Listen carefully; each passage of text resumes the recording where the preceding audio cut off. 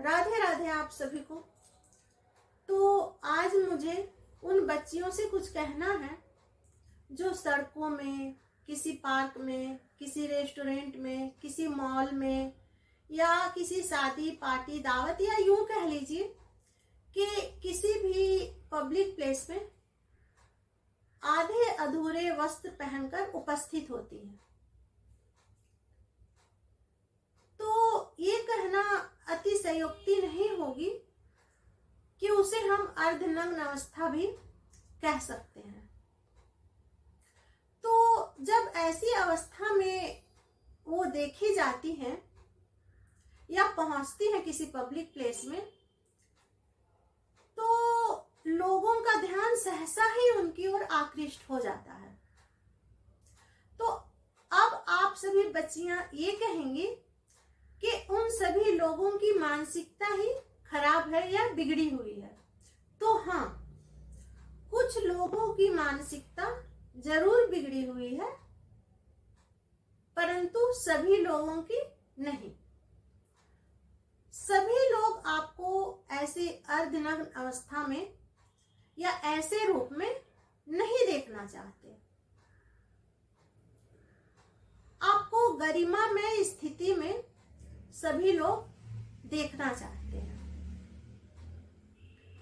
तो इस बात को मैं आप सबको एक उदाहरण के द्वारा समझा सकती हूँ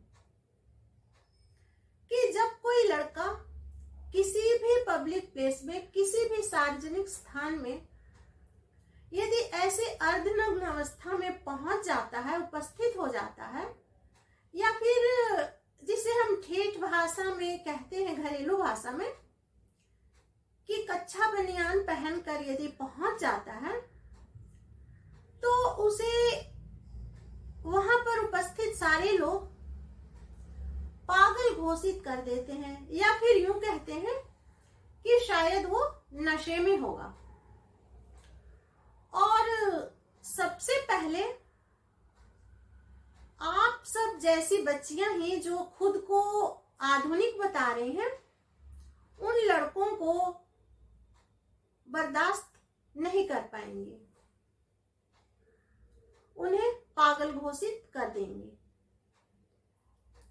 तो फिर जब आप ऐसी स्थिति में किसी को नहीं देख पाते, नहीं देख पा सकते या नहीं देखना चाहते, तो फिर आपने कैसे सोच लिया कि आपको ऐसी अर्धनग्न अवस्था में कोई बर्दाश्त कर लेगा या कोई आपको पब्लिक प्लेस में ऐसी अवस्था में देखना चाहता है? नहीं। तो अब आप ये कहेंगी कि हम तो भाई स्वतंत्र हैं कुछ भी कहने के लिए और कुछ भी करने के लिए। हाँ, हम सब स्वतंत्र हैं, पर कुछ भी कहने के लिए और कुछ भी करने के लिए नहीं। जो भी बातें गलत हैं उसका विरोध स्वयं भी कीजिए।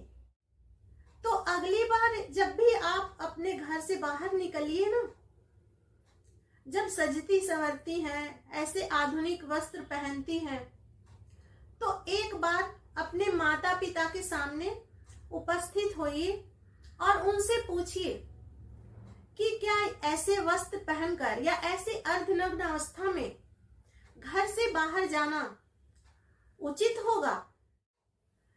तो प्यार की भाषा में बस इतना ही कहना चाहती हूं कि जब भी आप ऐसे वस्त्र खरीदिए या पहनिए उसे, तो एक बार खुद से सवाल जरूर कीजिए।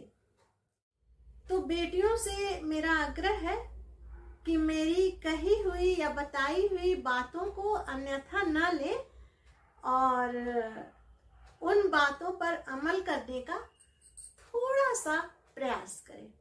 धन्यवाद।